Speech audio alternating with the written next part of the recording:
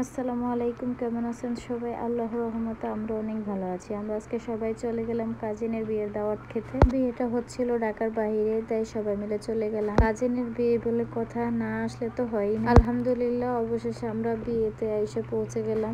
বিয়ের অনুষ্ঠান পুরোটাই হচ্ছিল বাসার ভিতরে, ছাদে এবং নিচে। এখানে সবাই দাওয়াত খেয়ে যার যার মতো সম্মানী দিয়ে যাইতেছে। বিয়ের মাঝে এই জিনিসগুলো দেখতে অনেকটাই ভালো লাগে। চলেন আমরা ভিতরে চলে যাই। এখানে নিচ তলায় সবার খাওয়া দাওয়া হইতেছে, সবার জন্য এখানে খাবারের আয়োজন করা হয়েছে। আর পাশের রুমে এখানে বউকে সাজানো হইতেছে, ফটোশ্যুট হইতেছে এখানে। আলহামদুলিল্লাহ, দেখে অনেক ভালো লাগলো। বউটাকে প্রথম দেখলাম,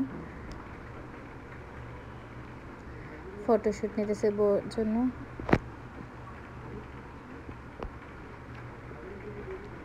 বউ দেখা শেষ, এখন আমরা এখান থেকে বের হয়ে চলে যাব, উপরে যাব এখন।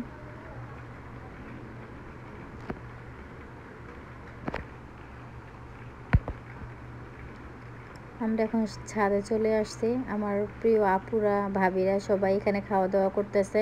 এখানে যে আমার বোন, জামাই এখানে ফটোশ্যুট নিতেছে।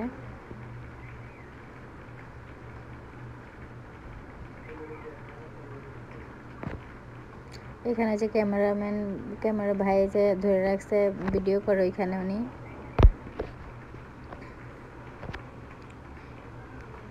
এখানে মুরব্বীরা যারা আছে এখানে এক সাইডে বসে গেছে এখানে খাওয়া দাওয়া করার জন্য।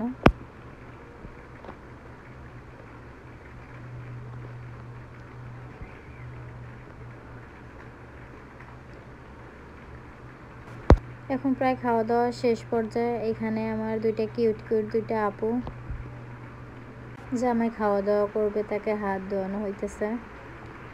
সবাই মিলে হাত ধোয়াইতেছে জামাইকে। খাওয়া দাওয়া শেষ পর্যায়ে এখন বউয়ের কাছে চলে আসছে, বউকে নিয়ে যাবে। বিয়েও প্রায় কমপ্লিট হয়ে গেছে।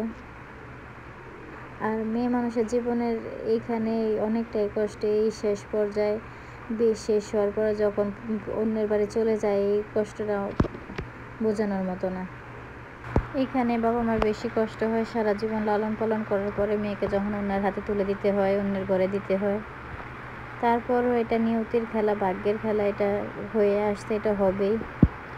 যতই কষ্ট হোক, মেয়েকে তো অন্যের বাড়ি দিতেই হবে। তাদের জন্য সবাই দোয়া করবেন। আর আমার আপু বাবা চলে আসছে রুমের ভিতরে, তার আত্মীয় স্বজন সবাই চলে আসছে তাকে বিদায় দেওয়ার জন্য। আলহামদুলিল্লাহ, সবাই তাদের জন্য অনেক অনেক দোয়া করবেন। আজ আমার ভিডিওটি এ পর্যন্তই। সবাই ভালো থাকবেন, সুস্থ থাকবেন। আর আমার ভিডিওতে বেশি বেশি লাইক, কমেন্ট, শেয়ার করবেন।